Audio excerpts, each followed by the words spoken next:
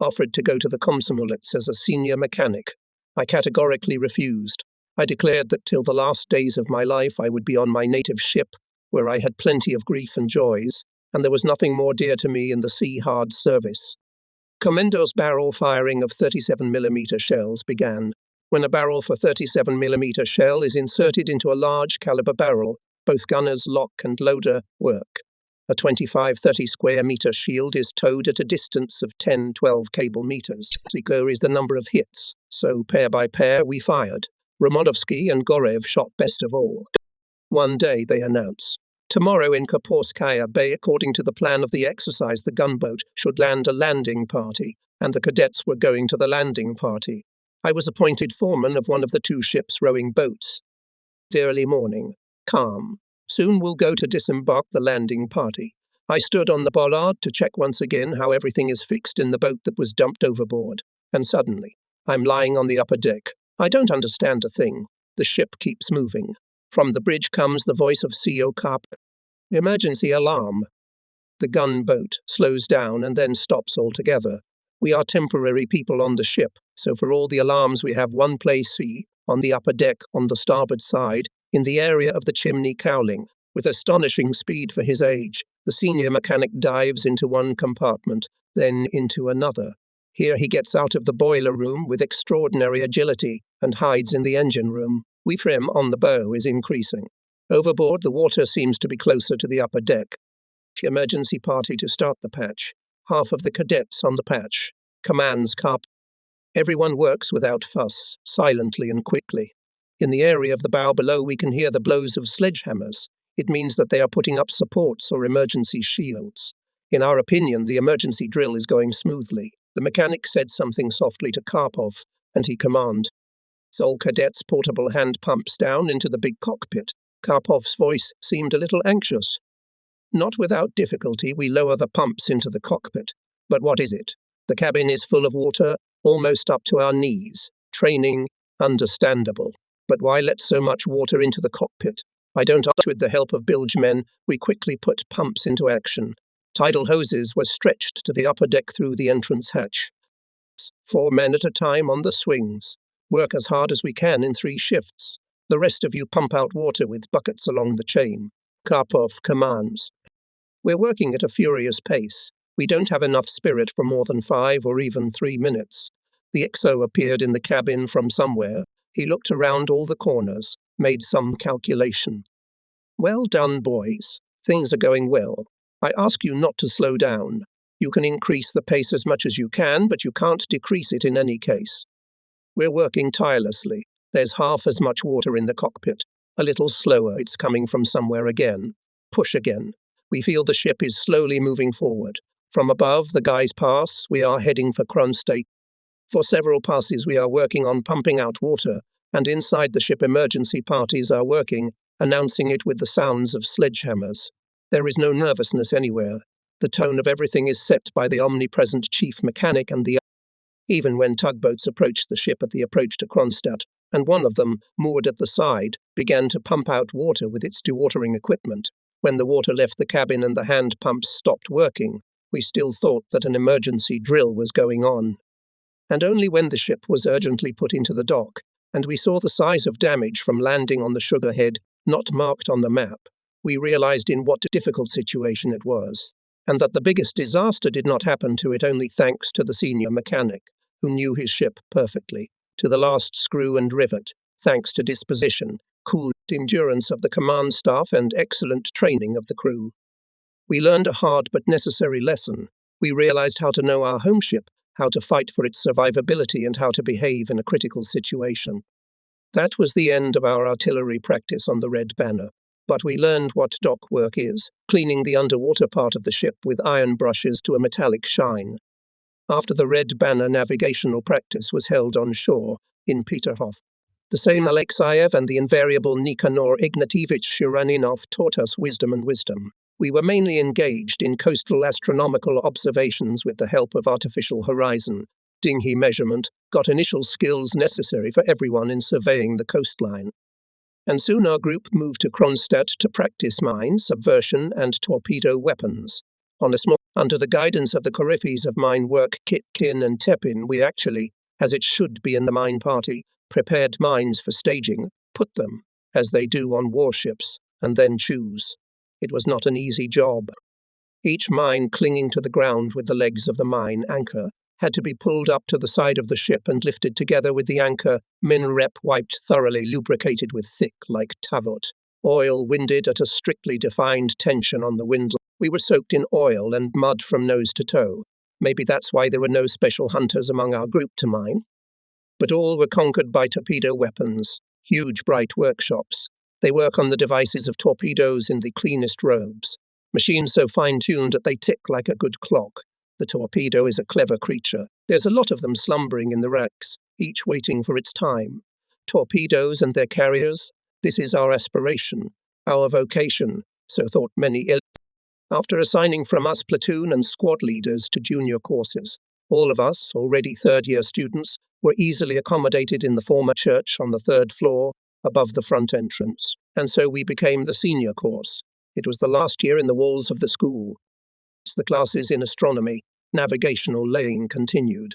Deviation was added to the navigational sciences. The main emphasis was on the rules of artillery and torpedo firing, in addition to classes on Marxism-Leninism. A short course on the principles of organizing party political work was read. For the first deviation class, we went to the deviation room. In the right half of the room there were tables, stools, a huge blackboard. Everything is made of light birch. Above the blackboard is the motto, "A good navigator and a bad instrument are always in order." At the blackboard, in addition to white, blue and red crayons. In the left half of the classroom are round rotating platforms with magnetic compasses. The same Nikanor Ignatievich Shuryaninov is in charge of the whole office. In the classroom is already sitting teacher Sergei Ivanovich Frolov. Personality is no less remarkable than M. Bespiato. Sergei Ivanovich read his lectures so simply and meaningfully that we could almost visibly see all the forces tormenting the wandering arrow of the magnetic compass. What was said was immediately reproduced in drawings and formulas on the blackboard with coloured chalk. Frolov did not rush his story, so that we had time to write down and draw everything. The lectures were so good that if you write them down, you won't need any textbooks. Gradually, we moved to the definition and destruction of deviation, rotating on the platform and bearing on 8 courses true Nord, marked on the wall of the study. Thanks to Sergei Ivanovich, we knew the deviation firmly. Coming to the ships, we did not let our instructor down. Training in artillery fire control and in torpedo firing was conducted in special rooms. Another session in the artillery firing room. It is conducted by Winter, the same one who was an artilleryman on the Aurora when the cruiser made its historic shot.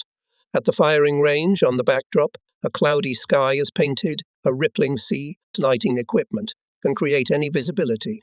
The target ship, with the help of various devices, can move at any course angle and at any given speed. The fire manager is as if in the war room and observes the entire situation at sea, in his power to change the course and speed of his ship.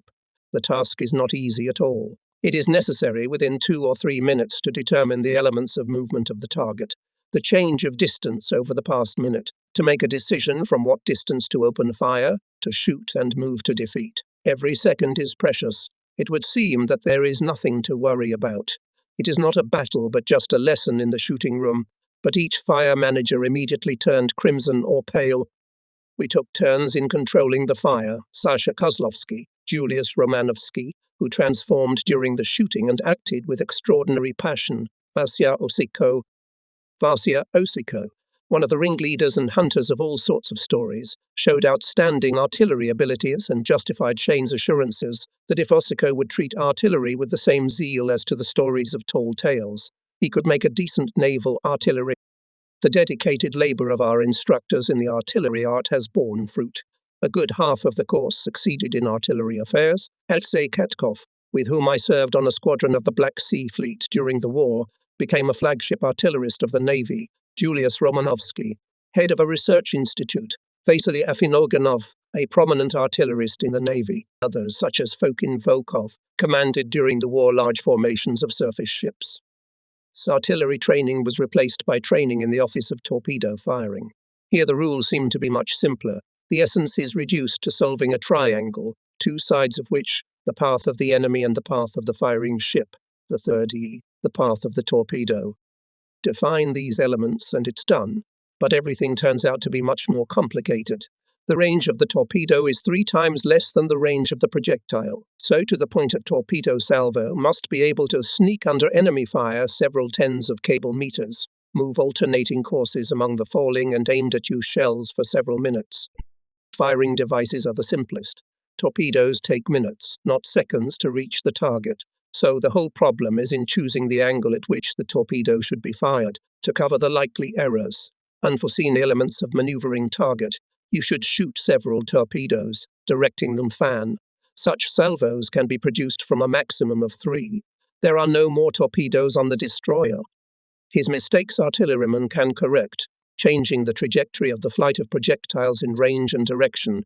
Torpedo man is deprived of such an opportunity. If you make a mistake, it's all for naught. Didn't notice how the enemy tricked. Torpedoes missed the target. The hard work of the whole crew was wasted. In addition, the torpedo is a machine with a complex economy. It must be prepared for action with jeweler's precision. And we naively imagined that firing torpedoes was easy. They trained us to the hilt. A lot of our brother was sitting in the torpedo firing room at off hours. And in general, the closer to the end of the school year, the more often and longer we began to linger in the evenings in classrooms, offices, and in the company room. The inexorable was approaching. State exams. Since the second year of study, VP Gavrilov became our chief. We could address him on any question of study, fleet life, and always get a comprehensive answer. We respected him very much for his brilliant mind, for his ability to find a common language with the He took care of us in a fatherly way and helped us in many ways. In the last year of the course, our minds were occupied with the idea of a watch with a stopwatch, the kind that the previous graduating class had received from the Central Committee of the Komsomol. In those years, watches were almost a luxury, and for us they became an object of dreams. One evening in the company room entered Alfarov, Ryazanov and Marisanov, all the leading 3 of the course.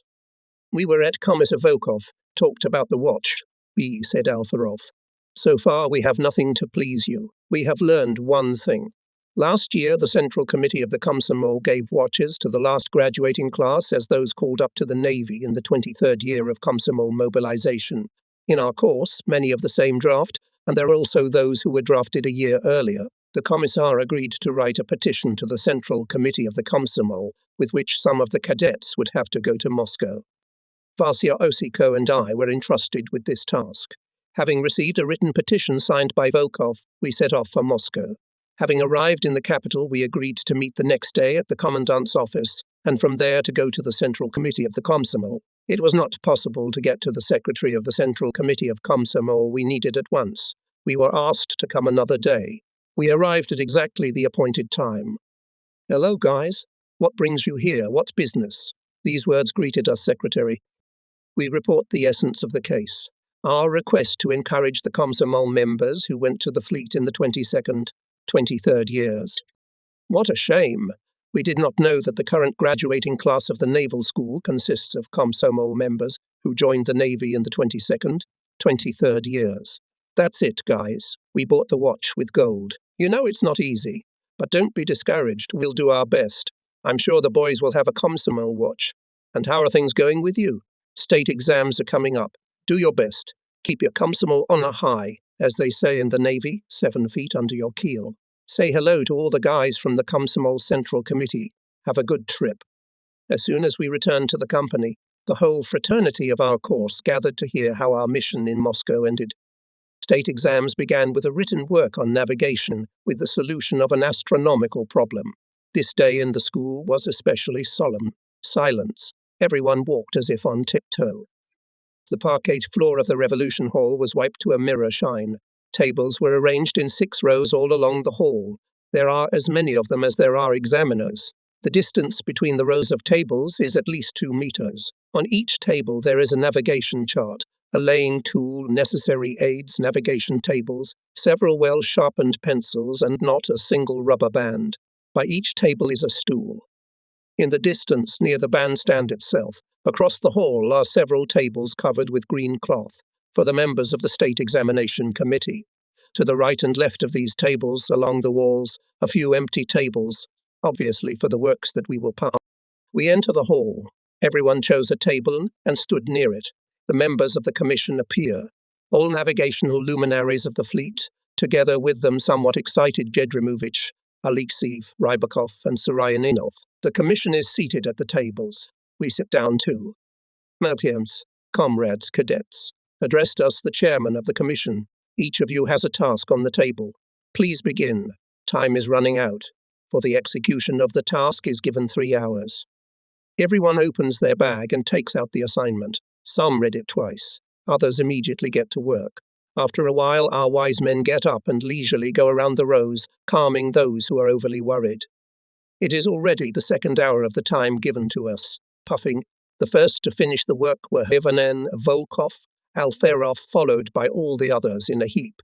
Soon we found out there were no fallen down. Hirvonen had the best work. Well done, Sasha, well done. After the oral exam in astronomy, seeing our overstrain, Gavrilov advised us not to do anything on the eve of the next exam, but to walk along the embankment and go to bed on time. The advice was wise, and we followed it. The remaining exams went easier. All passed everything and were admitted to summer practice on warships as ship cadets. Instead of visors, we wore caps with visors. They were called midshipmen in the Navy. The mood couldn't be better. Give us the Navy. We can move mountains. The meaning of summer practice as ship cadets was to give the opportunity to undergo training in command positions, to test the ability to independent command work in the conditions of service on a warship, the ability to control artillery fire. Tridest met this goal were battleships, a crew of more than 1,000 people, multi-caliber artillery, the whole way of ship life, strictly in accordance with the ship's charter. Battleships were the embodiment of maritime culture and its legislators. None of us had never been on such ships before. Turning curiosity, we approach on Aquarius to the board of the flagship of the fleet battleship Marat. Our group of ship's cadets will be trained on it. Watchmen, taking the moorings of Aquarius, act skillfully, as in a drill. Lead fleet men with cranes skillfully. Without a command, put them under all the bulges of Aquarius, which can scratch the side of the battleship. The watch commander is armed with binoculars. On the hand of his left hand hangs a small megaphone to transmit commands and to communicate with the aft signal bridge. There's no one else on the ute. We still see yokels, can see that the service on the Marat is carried out according to all rules of marine art. It looks like it won't be easy for our brother. We unloaded, put our belongings at the aft fighting deck house. We're lined up on the starboard side of the utes. It means that we are welcomed on the ship with honour, as the command staff, otherwise we would have been lined up on the port side. In front of the whole crew they show that they're not just anybody, but commanders. We even raised our nose at me. So Shenyovsky appeared, a tall, gaunt man with thin features of a carefully shaved face. There's more metal in his voice than complacency. At ease. You are on the flagship battleship, which was the first, not without the help of Komsomol members, came into service after the defeat of the invaders. You'll be accommodated in the wardroom, not far from the wardroom. You will have to eat in the wardroom of the chief officers. The chief bosun Zakharov is in charge there. You will have to solve all the questions with him. After you get settled, you will receive further instructions about your duties and tasks. Meanwhile, the commander came out of the aft hatch, accompanied by the ship's duty officer. Hello, fellow ship's cadets. We are glad to welcome you aboard our ship. Allow me to introduce myself. I am the commander of the battleship Vadim Ivanovich Ivanov, not Ivanov, but Ivanov. I hope things will go well with us. Each of you will be assigned duties. Your practice will begin with a detailed study of the ship. Comrade Watch Commander, you've got cranes overboard again. Discharge the cadets. The commander's voice is calm, his speech is smooth and clear. A somewhat rounded face is painted with a benevolent smile. Attentive grey-blue eyes seem to notice everything. What a thing, talking to us, and he saw the irregularities overboard. We were appointed assistant commanders, on the main caliber turrets and on the mine counter-caliber plutons. Lead, supervise, teach and educate. The commanders of towers, plutons and other chiefs will ask you. Jokes the cheerful Ivan Gorev. The CEO gathered us together and announced that we would have a month to study the ship. He gave everyone a common notebook, in which everyone must draw the whole ship, all steam, water, air lines, the whole system of their switching, the whole scheme of the electrical system, and the ways of its switching, and everything else that everyone considers necessary. In a month's time, there will be a test on the knowledge of the ship's device. This enumeration alone was depressing. When and how we will be able to go through all the compartments and depict them in the drawings. The cabin compartment of chief petty officers helped us, or rather, the fact that we, eating there, communicated with such experts of our business as Chief Petty Officer of Bilge Maidenov, electricians, Nosov, torpedoists, Borodin and others. I was appointed Assistant Commander of the first turret. The commander there was a 1925 graduate of our school. He told me without any offences. So see, and together with the tower commander, search all the nooks and crannies. Don't hesitate to ask questions. A tower in real life is not a blueprint. Our chief foreman, the tower's owner, is a great expert in his work. If you're going to climb the tower, take off your cloth uniform with regalia and put on your working dress. We started from the underworld, from the pin, the lower support of the whole tower. The balls of the bearing in which the pin rotates vertically, each of them is like a big fist. In the shell cellar, the shells are in perfect order and condition in racks, each of which cannot be moved without the help of ratchet rods. In the charging cellar, pouches with half-loads almost as big as me. All around is marvellous cleanliness. Not a speck of dust. On the deck there are mats made of hemp. We climb higher and get into the reloading compartment, where shells and semi-loads are fed from elevators to the loading trays. Motors, clutches, genie, for smooth guidance, levers, pulls, shafts, rollers, wires, pipelines. Everything is so much that it seems to be impossible to understand forever. We go up even higher, to the Holy of Holies, the combat compartment where the guns are loaded, each vertically aimed, and the whole turret horizontally. Here, in fact, the firing takes place. For independent firing, there is a huge armoured rangefinder in the turret. The commander observes the firing using the turret periscope, which is protected by an armoured hood. The impression from what we have seen is grandiose. What a structure! In the combat compartment, all three barrels, like the trunks of a giant monster, are frozen in a horizontal position. What kind of force should be applied to push a half-ton shell, half charges of powder into the Having accurately guessed my mute question, the tower foreman commands. Sidorov, turn on the middle. Separate loading. Businesslike, noiselessly, some motors hummed below. The gun lock opened. The reloader approached.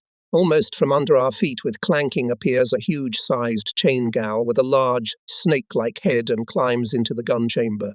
The foreman explains, now the Klotz as if dosapalate shell in the gun. Watch what will happen next. While Klotz was sending the shell, the half-loading door on the reloader opened. After a moment's pause, Klotz went back into the barrel, but at a shorter distance. This, then, is our hard worker has sent the first half-load. Look what now. The petty officer clearly enjoyed commenting on the work of the mechanism. Klotz went down the barrel a third time, at an even shorter distance. Now he sent in a second half-load, several poodles in weight. The gun looked closed. U.S. Sidorov center on automatic loading. Everything worked in the same orderly, consistent manner, as if they were not mechanisms, but living intelligent beings. The gun, having risen to a corner of elevation, as if crouched down in order to push out a shell with a monstrous force, to send it into the hated enemy. It's a beautiful thing, isn't it? Stroking the barrel with the palm of his hand, said the petty officer. That's something else. When firing, the turret is like a living being, only it doesn't speak with a human voice. If everything is in order, it's like your huge cat purring, and if there's something wrong, it'll immediately raise its voice, as if asking for help from a human being. Well, if he growls, it means it's bad. All stop. All levers, joints examine, feel. The tower is smart. We live in so affectionately, as if about a friend, the petty officer spoke about the first turret of the battleship Marat. Almost every day, private turret, gun, plutong, as well as general, main and mine caliber separate, exercises began. Finally, general shipboard ones in day and night conditions, training on the loading machines, day and night, the crew in labor. We cadets are caught up in the whole cycle. We are suffocating from the lack of time to perform tasks on the program of our internship. All this time we felt on ourselves what hellish labor we should put in, how much sweat each of us would have to sweat before the skill would appear, before more than 1,000 orchestra, the battleship crew, would be debugged and played in order to be ready for firing. I.e.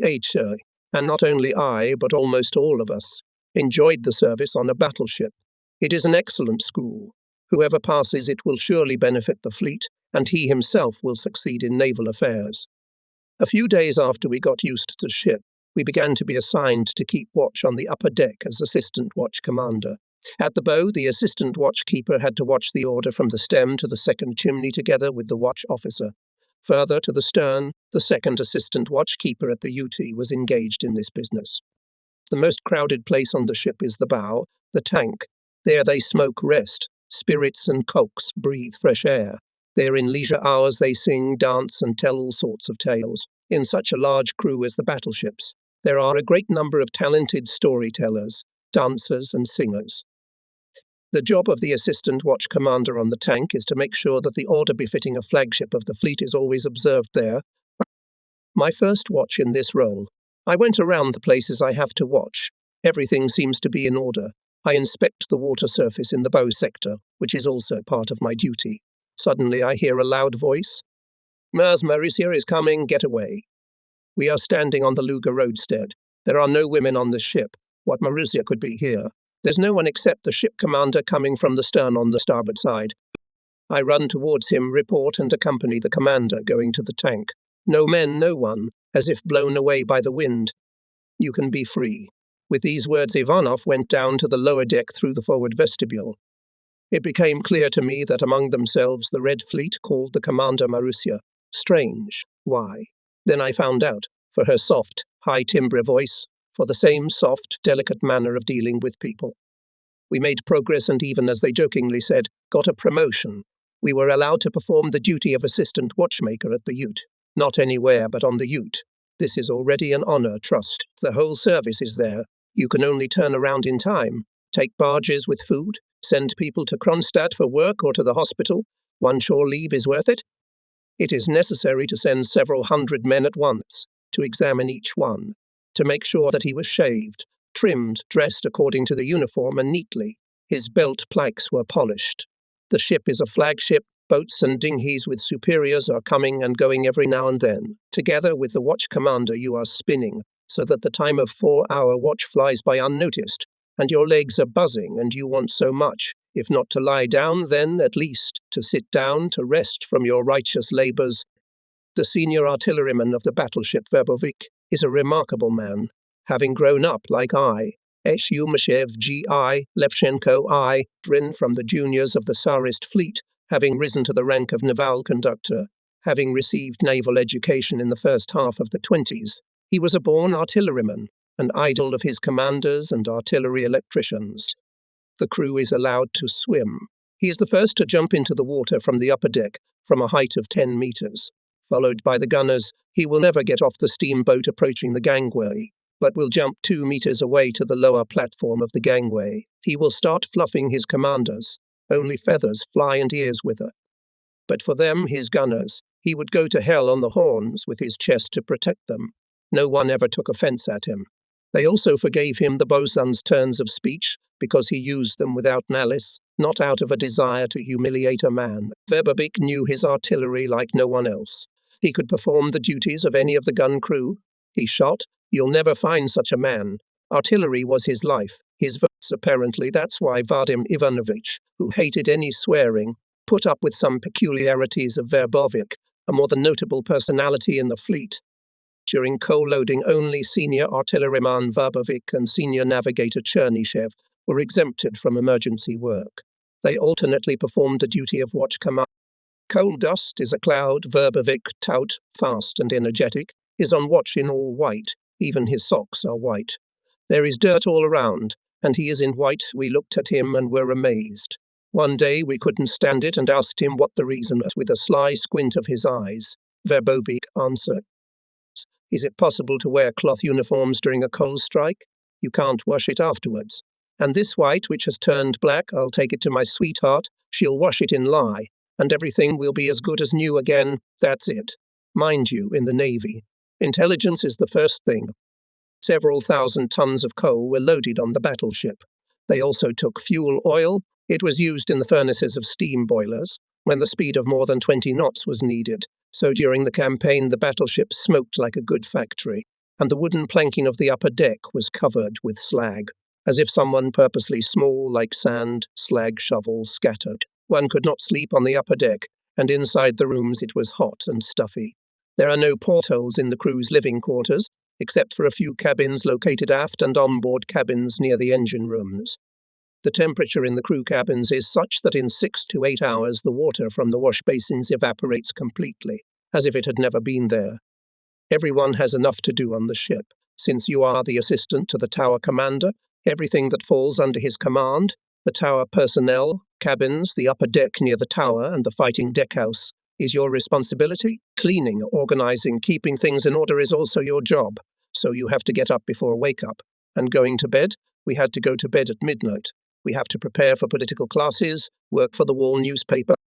Such the first political class in my life. Everyone prepares for it as much as for the state exam. The tower's personnel quarters. There's a lot of people. Everyone is interested in what the commander will say. Many of those present are either my age or older by a year or two, and if we talk about the service, even more. I look at the outline and I can't get away from it. I'm just skipping along the outline. There is no proper contact with the audience. There is no interest in what I say. Some listen with an indifferent look. I feel even more embarrassed. My palms are burning, my neck is on fire, my jacket is soaked, but it's no use. Now minutes seem like hours. I talked away the prescribed amount of time without taking his eyes off the notes. Finally, the signal for a break. I thought there wouldn't be one today. I'm not happy with myself. I'm upset by my ineptitude. I'm going up from the wardroom to the lower deck. Comrade Cadet Andreev. I shuddered with surprise, turned around and saw the deputy commissar of the ship Yakovlev, a former locksmith worker. We went up to the upper deck with him. Let's go aft, where the ship's command quarters are. Are you excited? It's not bad, because in indifference you can never do a good job. Are you disappointed that the audience was silent? Oh, very much so. It's good that they were. I'm sure it will be better next time. Well, why do you think they were silent? I don't know. Everything I said seemed to be right, but it turned out wrong, I said with annoyance. Would you like me to tell you what's the matter? Calm down at last. You are not a red maiden, a commander. A commander should be able to restrain his emotions and subdue the will. The first one. Well, it happens that the first pancake is a failure, but then, like lace and taste extraordinary. Do you like pancakes? Very much. Involuntarily, my face broke into a smile. Me too. My mother is a great pancake baker, and I'm even more skilled at baking them, so we have the same taste as Russian people. Why don't we go to my cabin? We're going down to the aft quarters. My excitement somehow faded away at once. There are many books on the shelf in the cabin. Works of Lenin, materials on party political work, fiction. I was interested in the play Lyubov Yarovaya. You're interested in Lyubov Yarovaya? It's a wonderful thing, highly partisan. It's breathtaking when you read it. I can let you read it. Only after the pancakes are laced, Yakovlev laughs. Sit down. Nothing. You can put the balalaika in the corner of the sofa. Well, have you caught your breath? Which quite. Now let's talk about business. Preparing for the political classes. You picked up interesting material, but you presented it dryly, boringly. Here in front of you are Red Fleetmen, most of whom are illiterate, some of them are illiterate. We are going to open a special literacy school for them.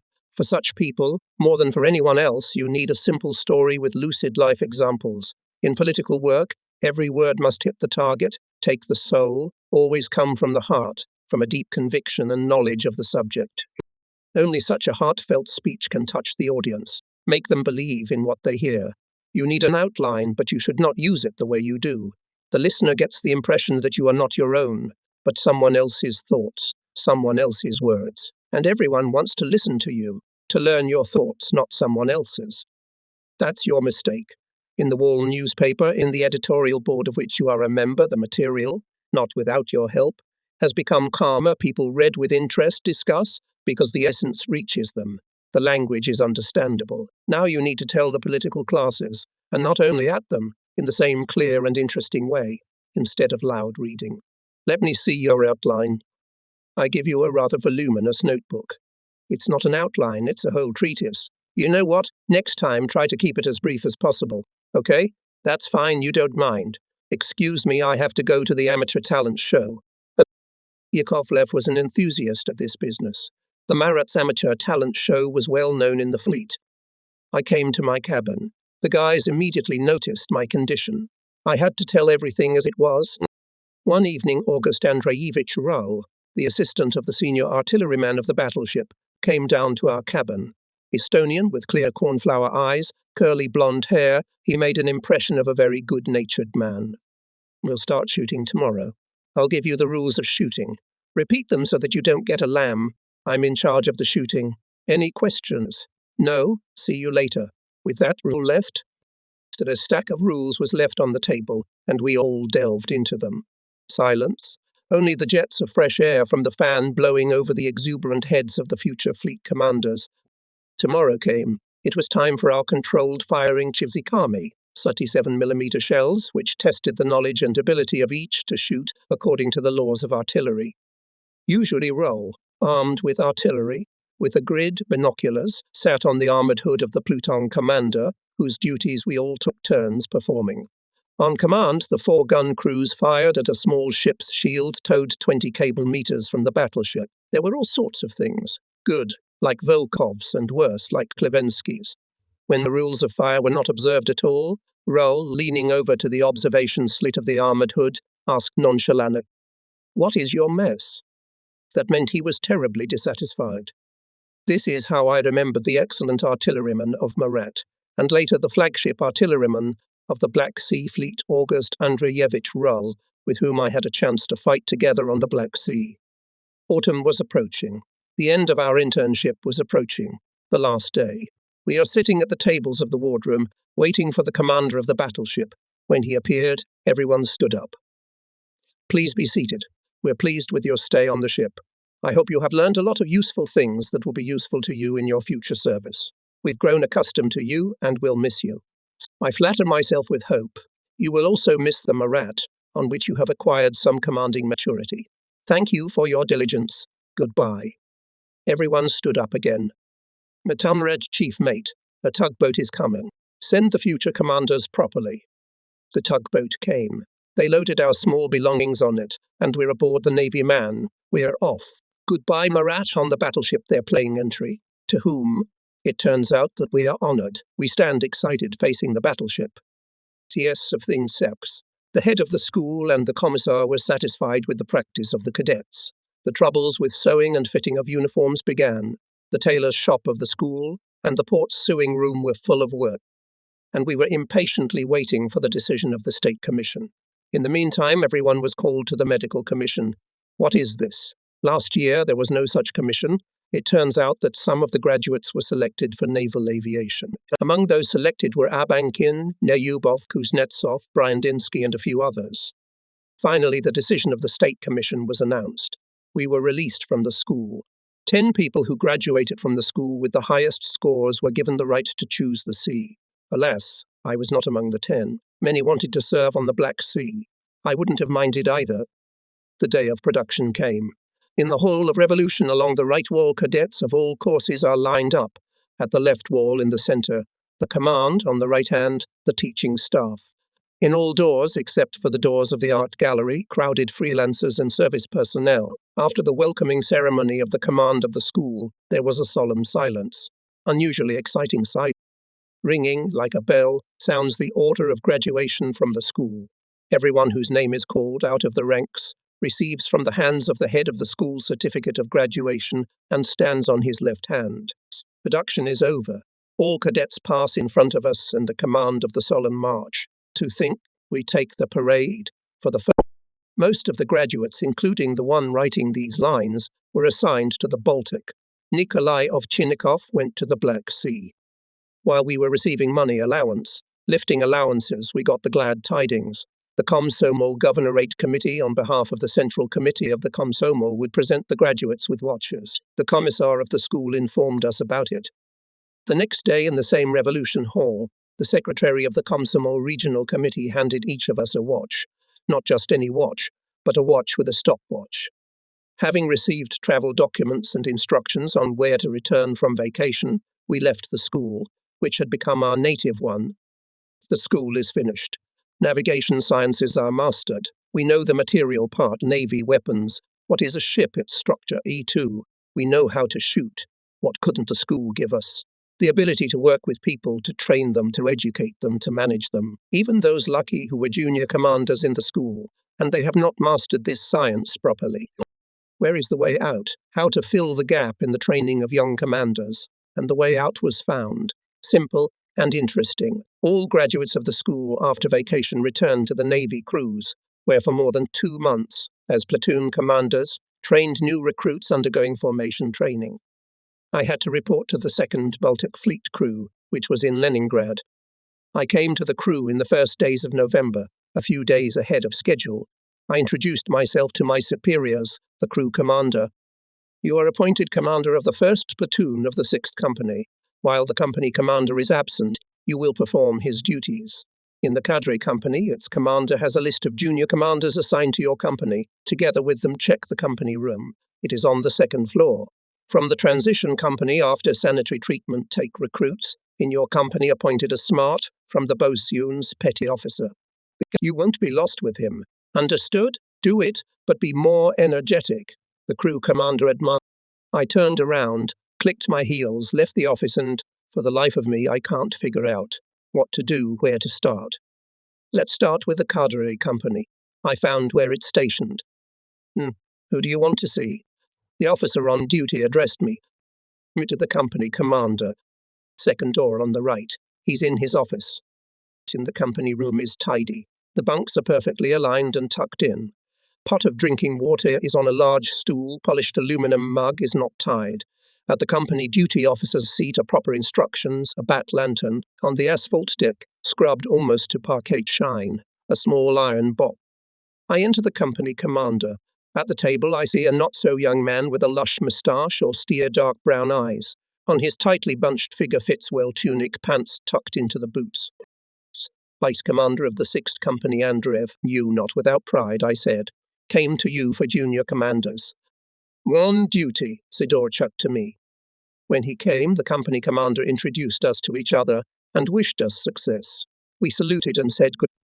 Our comrade Sidorchuk, where are the junior commanders? Not without anxiety, I asked. In the petty officer's cabin. The guys are all worthwhile. It's not the first time they teach young men. Allow me to report, Comrade Commander. Here is the list, readily answered the company petty officer. No sooner had we entered the petty officer's cubicle, as Sidorchuk, junior commanders of the 6th Company, to me. Stand up. Immediately behind the petty officer, lined up in height 12 people. Navy look? The commander of the 1st platoon, Andreev. I introduced myself. Until the arrival of the company commander, his duties are entrusted to me. We are ordered today to take in the company today young replenishment. Let's think together what and how we should do. Let's go to the company room. It was quite large. Solid double-decker wooden bunks almost half its width. In the second half there was a place for formation, pyramids for rifles. At the windows, massive wooden tables for classes and long, heavy wooden benches, hangers for overcoats and caps. In the company commander's room is a small table, an even smaller closet, 4 chairs and as many small benches. In the corner is a bed. Before I had time to look around properly, a messenger ran into the room. Sir Comrade Commander, you are required by the aide to the formation part. I went to the assistant. Now take 200 men in the transition company and go to Holland, where everyone will be given uniforms. Today, change everyone's clothes. Tomorrow, organize the shipment of personal belongings of recruits. The day after tomorrow, we'll start drill. We took our army and immediately led them to the warehouse. There we lined up the men in 2 rows. An hour did not pass as the 1st platoon, taking on their shoulders bales with uniforms, went to the company under the command of Sidorchuk. The next platoon took Petrov. The last, the 3rd, led me. I came to the company, and there's a hell of a lot going on. It's a bazaar. Someone is exchanging uniforms. Someone is trying something on. Someone cannot understand the unknown for him, previously unknown to him, navy pants with a flap. It's a joke. Only by dinner time we'd untangled ourselves. Everyone changed into work clothes. They didn't recognize each other. Shaved naked, with thin necks, in wide working clothes. The next day, when we were practicing with Sidorchuk, the door to the cabin without knocking opened, and appeared my classmate Vitaly Fokin, appointed commander of the 2nd platoon. I, of course, was very happy, but did not show it, kept a strictly official tone. Italy was even a little angry at me at first, but then he understood everything correctly. Some time later came another classmate, Estakov, who took the 3rd platoon. We agreed, in the presence of seniors and subordinates, to address each other strictly according to the regulations, and the next day arrived in Company Commander Danilkin. He turned out to be a great builder and methodologist. Rifle techniques, gymnastics with a rifle performed beautifully and easily. You can admire. He could assemble and disassemble a rifle even in the dark, but he was sharp, God forbid. Everyone feared him like fire. On November 7, our company, together with others, participated in a demonstration in Uritsky Square. For young people, it was such an event, which remains in the memory for a long time. After the holiday began daily 6 to 8 hour drill. Only a downpour or an earthquake could stop them. We, all 3 of us, who had gone through school in the preparatory school, even then we came to the company so exhausted that we stayed overnight in the crew. Under Danilkin's leadership, we learned a lot. The 6th Company gradually, by all indicators, came forward. 2 months later on Uritsky Square, the young men of the crew took the military oath, solemn, severe, unique minutes. It was impossible to listen without excitement, as thousands of young men uttered words of loyalty to military duty, swore to protect the motherland, not sparing their lives. There are no words to convey it. It is necessary to see and experience. Even before the end of formation training, I was called to Kronstadt, to the headquarters of the Baltic Fleet. Of course, I got excited. Why would I do that? On the appointed day, with a sinking heart, went to the headquarters of the Baltic Fleet was located in a large 3-story building of the former engineering school, located against the Italian pond of the merchant harbour. I approached the front door. There is a sentry on the 1st floor. The staff duty officer who met me asked me to wait and went to his cabin. After a while, he appeared and handed me up. I went up to the 2nd floor, knocked on the door of the office of the head of the administrative and construction department of the headquarters. I enter with some anxiety in my soul. At the desk, I see the commander of the cruiser Aurora, Polenov. On your orders, platoon commander Andreev arrived. Which Andreev is this? Now I know. You were the editor of the cruiser's wall newspaper on the 25th year abroad. I'm glad to see you as a brave commander. May I ask the purpose of my summons? As always, young people are impatient. They want to know everything quickly. The purpose of the summons is simple. We intend to appoint you flag secretary to the Chief of the Baltic Sea Naval Forces. I feel like I've been hit over the head with a shoe. Instead of being assigned to a ship, I'm being sent as a secretary. I was on my way to the Navy to serve on ships. Don't worry. Earlier flag adjutant was an important operational rank. Nowadays, flag secretary's duties will be simpler. A little time will pass. You'll learn everything. You'll grow into the business. I will not serve as flag secretary. What do you mean you won't? The Polenov's neck turned pink. Nadine Summerall sent me to serve on ships, not to do paperwork. I won't serve as a flag secretary. Biting my teeth, I blurted out. Yes, you will, Polenov shouted. And now, Andreev, go back to Leningrad. I flew out of the headquarters with a bullet, slipping the sentry an unmarked pass. On the train, a little cooled down from a short and very unpleasant confrontation with my superiors, I realized that such a conversation would not go in vain. I went back to the carriage.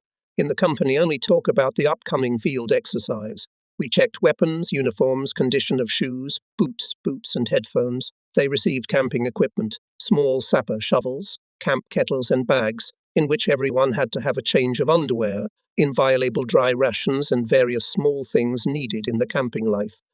None of us had ever been on a hike on land, especially in winter conditions. Therefore, it was also the first test for us.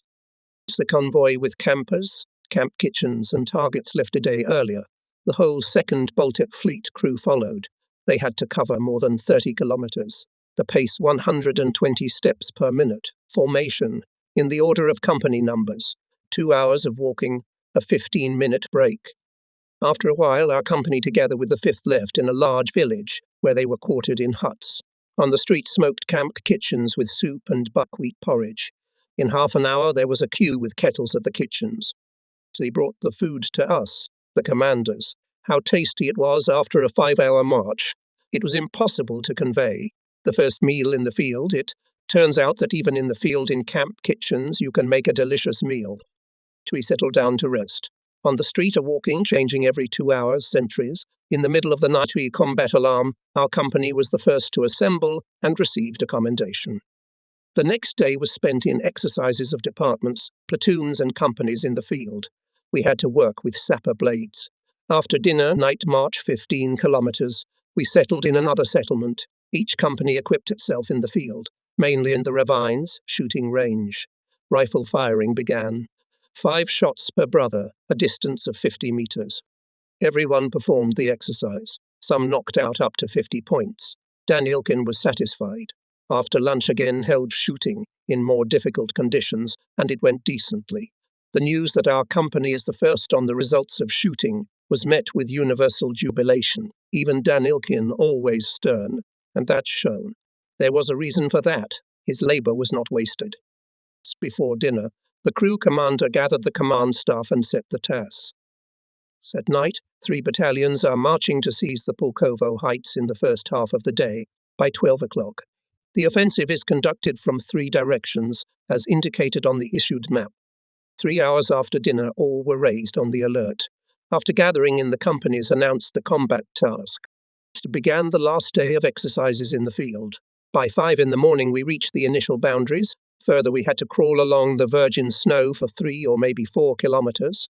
Runovers, throws Lee down in the snow, dig in so until dawn, until the attack line. Danielkin was inexorable. Crawl, and only crawl, look for every hillock for shelter. It was freezing, and we were all soaked like in a bath. When the target was 300 meters away, a rocket went off, the signal for a general attack. We got up and ran with shouts of hurrah, no strength, no air. It seems that now I'll lie down in the snow and won't be able to get up, but we made it. We reached the goal. The horn player played the bugle call. I've never heard a more pleasant signal in my life, that's it, and the strength is gone. The drill is over. All that was left was to walk 20.5 kilometers to the crew. There it is visible, Leningrad, as on the palm of my hand, very close. The quartermasters took everyone to the huts. We had a big lunch. We rested for an hour. The signal big gathering. We lined up in formation. The crew commander addressed it. The drill is over. Now you have an idea of fighting on land, where the sailors of the revolution covered themselves with unfading glory. Thank you for your service. The honor of leading the column is given to the 6th Company under the command of Danielkin. We moved with songs. We came to the crew completely exhausted. We ate dinner, almost falling asleep. When we got to the company, we could have laid down here, but no, first wipe off the sweating weapons and then go to bed. Everyone, as soon as he put his rifle in the pyramid and received permission from the junior commander to rest, immediately climbed up on the bunks and instantly fell asleep. We, platoon commanders, fell asleep on benches and chairs in the company commander's quarters. That was the end of the young men's formation training, our useful internship too. Everyone was thinking to what ship, to what position he would be assigned, whether his dreams would come true. For me, this question, it seems, was already solved. The next day after the end of the field exercises, I was called by the crew commander. According to the order, you must report to the fleet headquarters tomorrow with all your belongings. Here's your orders. Today, turn in all your belongings. I wish you further success. Danielkin has been warned. A firm handshake and I'm out the door, in the corridor. I'm stunned, discouraged. I went to the company commander, thanked him for his studies. And thank you for your service, he said, Danielkin. I am a coastal sailor, but still I wish you 7 feet of clear water under the keel from the bottom of my heart. Again in Kronstadt. Now from Oranienbaum I reached it by sledge. At the headquarters I got not to Polenov but to his deputy. I introduced myself. Hello, Comrade Andreev. Familiarize yourself with the extract from the order. I took it in my hands. I read it. It's written in black and white about my appointment as Flag Secretary to the Chief of the Baltic Sea Naval Forces. Sign here when you've read it. Give me your papers and certificates. You'll be dining on the 3rd floor in the wardroom. You'll be assigned a cabin on the Komsomolets.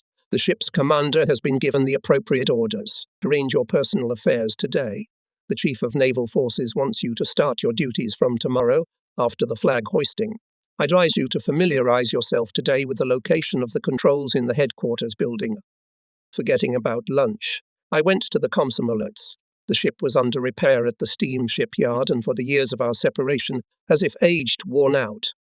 By 8 o'clock in the morning, I came to the headquarters. I had breakfast in the wardroom, inspected all the floors. In the reception room of the Chief of Naval Forces was no one. Suddenly the door opened and a dense man in a uniform tunic appeared. "Is that you, Comrade Andreev?" I thought. "Who is it wandering in the reception room? Come in, let's get acquainted. Senior Secretary Pyotr Stolyarov, I'm glad you've arrived. Now we'll work together. It'll be more fun and I'll feel better. Who do I take my business from?" Open the lid of the bureau, all the files are there. Not many. The old flag is gone, I'll tell you all about it later. They told me you were upset about your appointment. Don't grieve, everything will be fine. The main thing is to be more careful with the Chief of Naval Forces, not like with Polanov. No sooner had I opened the bureau than I heard the report of the duty officer on the headquarters to the Chief of the Baltic Sea Naval Forces. I stood up. I involuntarily pulled myself up, waiting in the at-attention position. Mikhail Vladimirovich Viktorov entered the reception room. It is the first time in my life that I meet a big naval chief so closely. I introduced myself with excitement. Having looked at me with a heavy evaluating look, Viktorov said briefly, "You'll come into the office when I call you." The situation is unfamiliar. I am in some tension. How will everything go? And suddenly from under the windowsill, which is the desk bureau, sounds a deafening bell. I shuddered. Not without trepidation, took the handle of the door of Viktorov's office, entered. The office is large with dark blue walls, bright huge windows, very beautiful stucco ceiling from which descended a heavy bronze multi-light chandelier. To the right, along the wall, was a long mahogany table and 14 armchairs. To the left was a wooden coat rack, a small safe on a cabinet, and nearer the window, a massive bronze-adorned desk with 2 leather armchairs and a small coffee table in front of it. Between the desk and the wall is a rotating bookshelf. There are 2 more doors in the office. One, the one on the left, to the meeting room, and the second, in the office of a member of the Military Council, G.P. Kirev. Somewhat taken aback by everything I saw, I approached the desk at which sits the head of the Maritime Forces. "On your orders, I've arrived. From now on, when I call you, you don't have to report about it. Your duty is to assist me, run my errands, relay my orders, summon the men I need, report on those who have arrived for appointments, correspond with me. At all my visits to ships units, in all official trips, in campaigns, you are obliged to be near me, to record my remarks, orders, reports of subordinates. Obtain for these purposes the necessary accessories in the form of notebooks, and other things. We start work at 8:20, and when we finish, you'll see for yourself." I see. Although, to be honest, nothing was clear to me, except for one thing. To acquire secretarial combat equipment, pens, pencils, rubber bands, needles with a strong thread for filing papers. For what transgressions all chagrin and anxiety overcame the poor flag, as abbreviated in the Navy called the Flag Secretary. To become on the party account, went to the commissar of the headquarters, an old Bolshevik, submariner electrician by specialty, A. Dobrozrakov. His small office was decorated with a very good portrait of Lenin. All the furnishings were exceptionally simple. The commissar, a man of powerful build, with large facial features, attentive, strict, intelligent eyes, somehow immediately dispose of himself. His whole appearance was exactly like that of the sailors of the Revolution, Lenin's faithful helpers in the struggle for the power of the Soviets. Dobrozrakov was very attentive to people and always, in everything fair. Like everyone else, I liked him from the first meeting. Entering the office, I reported as usual. "How is the newly baked flag? I guess you are still rebelling. Everything does not seem so hot, Komsomol head." The commissar asked me with benevolent irony. I laid out everything that bothered and worried me. "That you speak frankly is good. It means that you are thinking about business, about work. You're asking me what to do. There are rules. Stick to them. I advise you to be yourself. Don't get cocky. Don't boast about your position. Treat people with respect and consideration. Be even-handed in dealing with them. You should think about what you're saying, not like Polanov.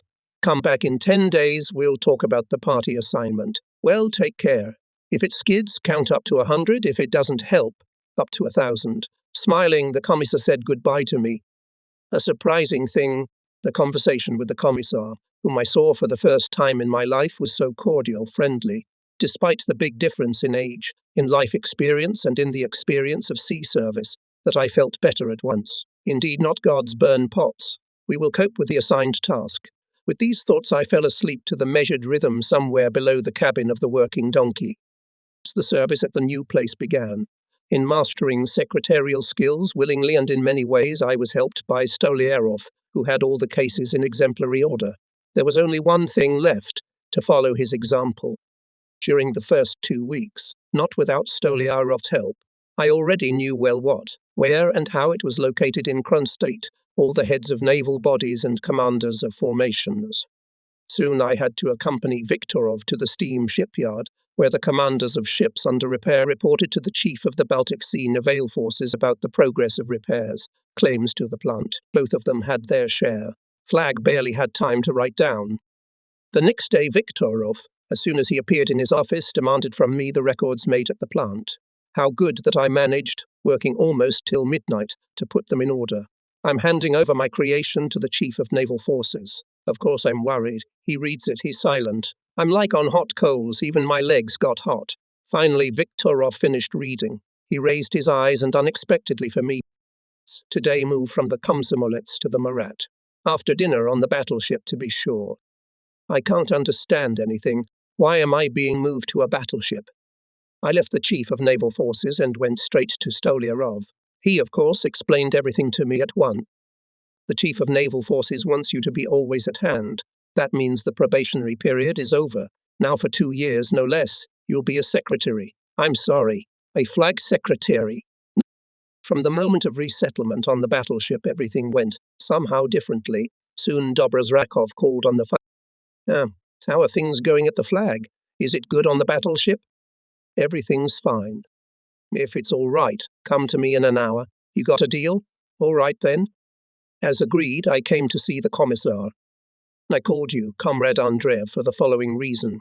Mr. Brezrakov began at once. To talk about your party assignment.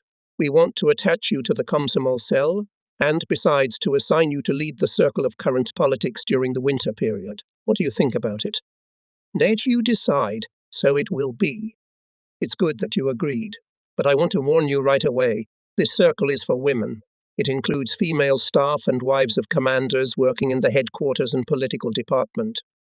Women's. No, I can't do that. I can't handle women. What do you mean you can't handle women? If you can't cope with 36 women, how will you educate the Red Fleet men and command them? At the party bureau, we thought long and hard and decided to entrust the women's circle to you. Next week is the first class. Agreed? If there's a hitch, come by any time. Anything I can do to help. You'll get the description of the circle from Bobilev in the political department. At the first session gathered a little more than half of the circle, age from 19 to 45. I introduced myself to the audience and began my story on the subject. Overcoming the embarrassment, I got carried away and did not notice how the time allotted for the class had expired. One of the listeners, the owner of 1 billion freckles, adorning a pretty face with a cheerful nose and mischievous blue-grey eyes, asked, "Will you be teaching the next class?"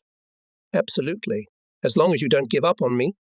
Everyone smiled and, saying goodbye, began to disperse. Almost everyone came to the second session. I mustered myself, and my listeners. Some were not shy to answer questions and even asked to say that they can and should read to the next topic. The head of the circle, Komsomo Lilia Filipovkaya, was a good assistant to me. Once in the corridor, I was stopped by Dobrazrakov. In his eyes sparkled cheerful sparks. Kantin told me, "I can't cope with women. I'm afraid of them. I'm timid. But you've managed to entice your listeners to drink. That's good. But make sure the men don't mash your ass." After my resettlement on the battleship, Viktorov established the following law. Every day in the morning after hoisting the flag, we went together with him to the headquarters. Walking along the wall, at which stood all the destroyers of the Baltic fleet, Viktorov scrutinized each ship. From him did not escape any detail. His remarks the head of the maritime forces said aloud, and I demanded detailed notes. Then he called to himself negligent commanders together with the commander and taught fleet drive.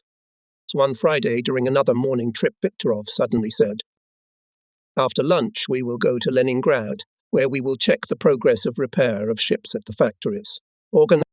I have no idea what to organize. I went to Stoliarov. He's the one who gave you an intelligence test," Pyotr said cheerfully. "You can ride on the ice only on horseback, then by suburban train and in Leningrad by automobile. Find a horse in the main military port. Call the duty officer. The car in the Leningrad port. Warn the port commander Zuev. About the repair, call the flag mechanic of the fleet. He will organize everything for Monday. Before lunch, Viktorov asked if everything was ready for the trip. I reported, flag mech transferred. Zuev warned, everything will be organized for Monday. Why Monday? Saturday is your furlough day. I don't have a furlough day. What kind of nonsense are you talking? Viktorov said unhappily. It's like all command staff, once every 2 weeks, Comrade Chief of Naval Forces. Good. Let's go to lunch. No sooner had they returned from the wardroom than, opening the door, Viktorov threw open the door. We'll be leaving in half an hour. And there is no transportation, no sledge. I called the port duty officer. Quickly get the mare to the gangway. What mare? The one on which the Chief of Naval Forces will ride to Oranienbaum. Later Stolyarov told me how, in his presence, the commander of the main military port Proskin complained about me to the Chief of Naval Forces for mischief. Mare to the gangway, laughed heartily Viktorov. Here the youth is boiling, so we'll forgive him.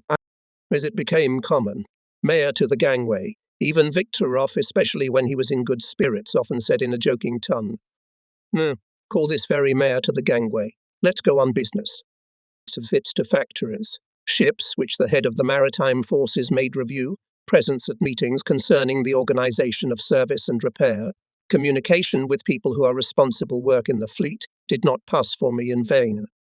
The post of flag secretary, of course, had its considerable advantages, but, alas, it did not accustom to the commander's independence, did not give the experience of working with the ship's personnel. In these matters I was lagging behind.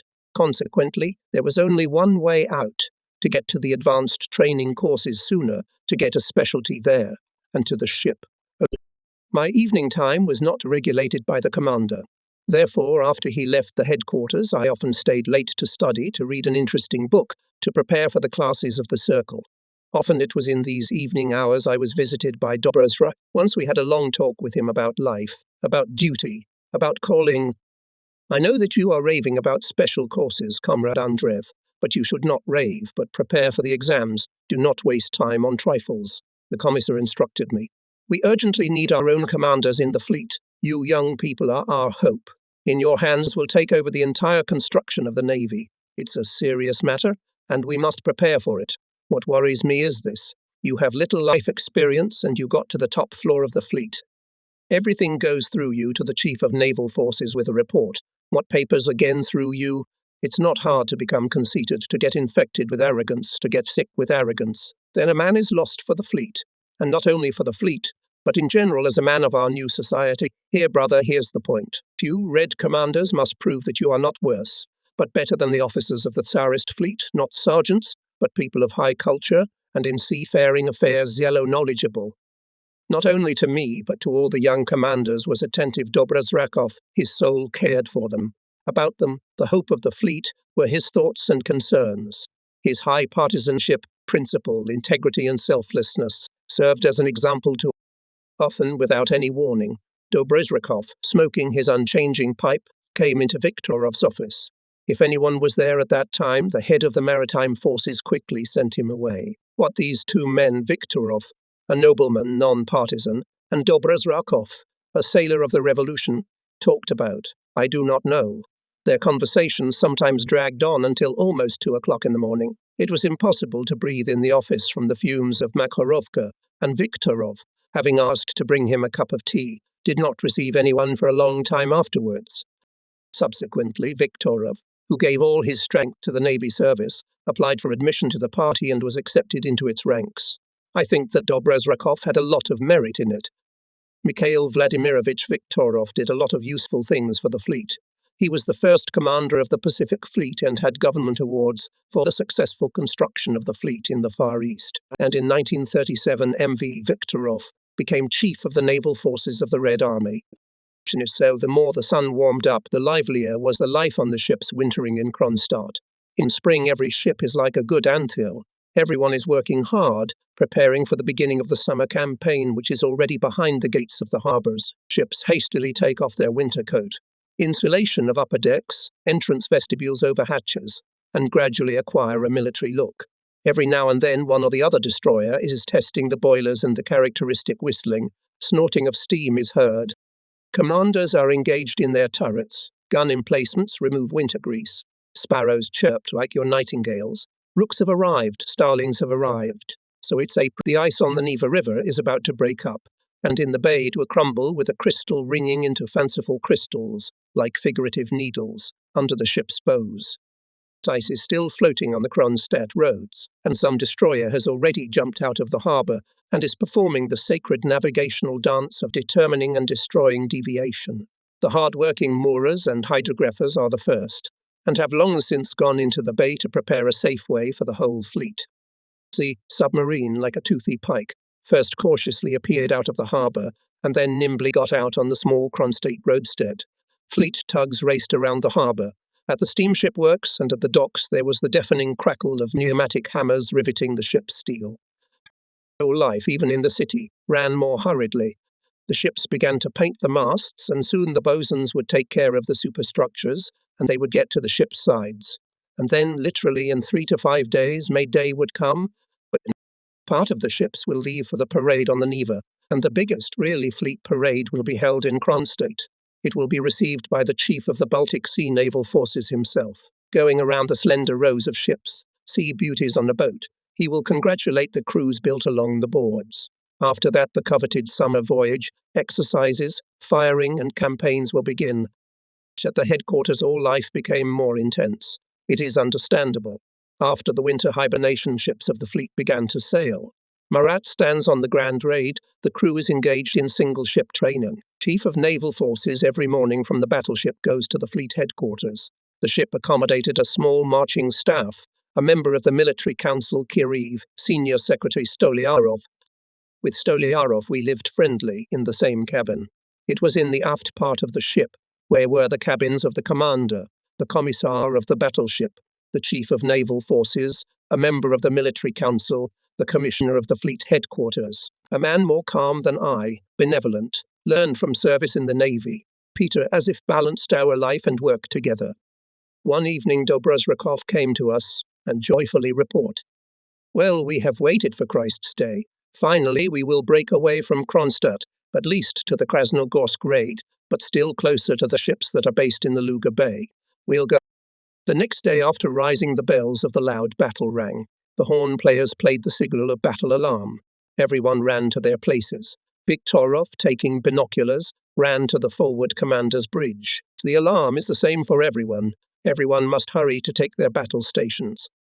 The chief of naval forces is on the bridge, with him, as it should be, and me. It was my first time on the bridge of a battleship. I felt as if I were present at some sacrament. You are there where the fate of the battle is being decided, above on the signal bridge. The duty officer of the marching headquarters is on duty. Going beyond the booms, the battleship gradually increased the course. The ship began exercises. Having measured the speed on a measured mile, in the afternoon Marat became on the Krasnogorsk roadstead, in the visibility of the coastal signal post, through which the connection with Kronstadt and Luga Bay went.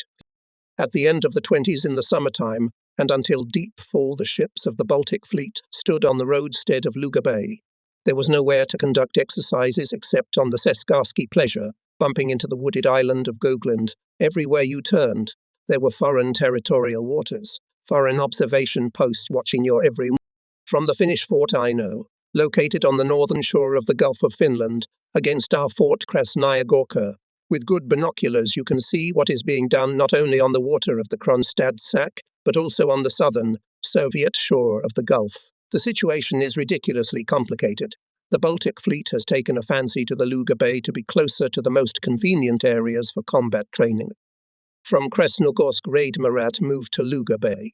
Lushkai raid is beautiful, with warships frozen on its surface.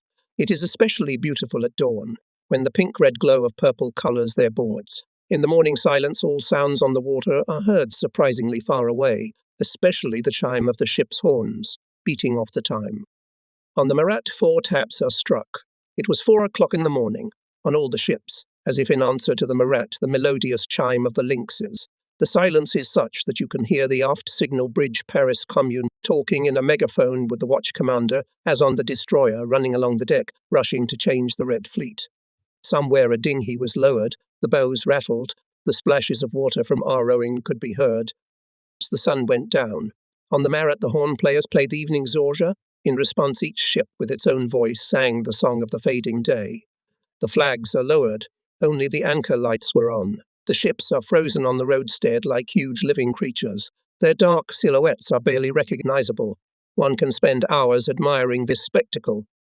The destroyers blinked signal lights with the flagship of the fleet Marat, silently dropped anchor, and, like ghosts, disappeared, gone to sea on their night search.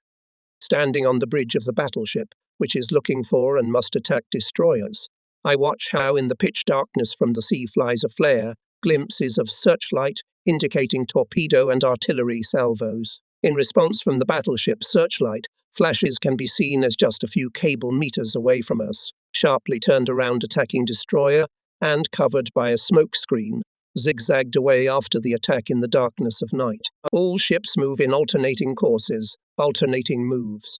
Everyone is obliged not to get confused and not to interfere, but to help in the attack of a comrade.